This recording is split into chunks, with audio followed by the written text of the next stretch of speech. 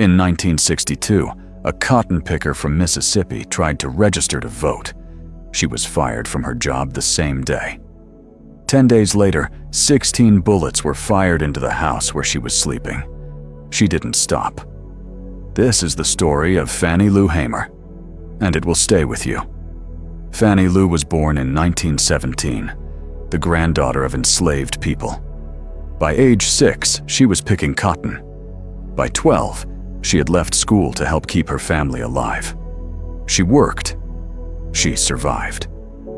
She expected nothing more because nobody had ever told her she was allowed to expect anything more. Then in 1961, she went to a hospital for a small routine procedure. She woke up to discover that a white doctor had performed a full hysterectomy on her, without her knowledge, without her consent, without even telling her. This wasn't rare. In Mississippi, it was so common it had a name people used openly: the Mississippi appendectomy. A quiet, systematic erasure of black futures that most of America never knew about and never asked about. Fannie Lou never forgot what was taken from her that day. It made her furious. And fury, it turned out, was the beginning of everything. In August 1962, she attended a community meeting where someone told her something she had never been told in her entire life. She had the constitutional right to vote. She hadn't known. Mississippi had spent decades making sure she didn't know. Poll taxes, impossible literacy tests, economic threats, physical violence. She went to register anyway. On the way home, police stopped the bus. That evening, her plantation owner came to her door and delivered a simple message: withdraw your registration or leave. She looked at him and said, I didn't try to register for you. I tried to register for myself. She left that night. In June 1963, she was arrested at a bus depot in Mississippi.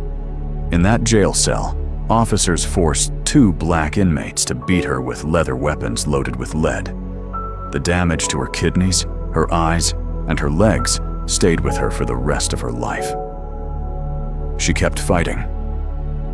On August 22, 1964, Fannie Lou Hamer stood before the entire Democratic National Convention, a sharecropper, a 6th grade education, worn hands, a body that had survived things most people couldn't imagine. She described the beatings, the shootings, the forced sterilization, the impossible tests designed to keep black citizens from voting. And then she asked America one question: is this America, the land of the free and the home of the brave, where we have to sleep with our telephones off the hooks because our lives be threatened daily, because we want to live as decent human beings? President Johnson was so afraid of her words that he called an emergency press conference during her testimony, just to pull the cameras away from her. That evening, the networks aired it in full. America heard her. Fannie Lou Hamer died in 1977 at just 59 years old, worn down by beatings, illness, and a lifetime of impossible labor. In her final years, she had no sense of how large a figure she had become. She thought of herself simply as someone who did what needed doing. She was fired for trying to vote, shot at for trying to vote, nearly beaten to death for trying to vote, sterilized without her consent for being black and poor in Mississippi. And she never, not once, stopped asking the question. 60 years later, her voice still carries. Not because the story is old, but because the question is not finished. Fannie Lou Hamer didn't wait for permission to matter. She decided she already did. If this story moved you, follow this page so you never miss one like it. Share this video so her story reaches someone who needs to hear it today. And leave a like so more people can find it.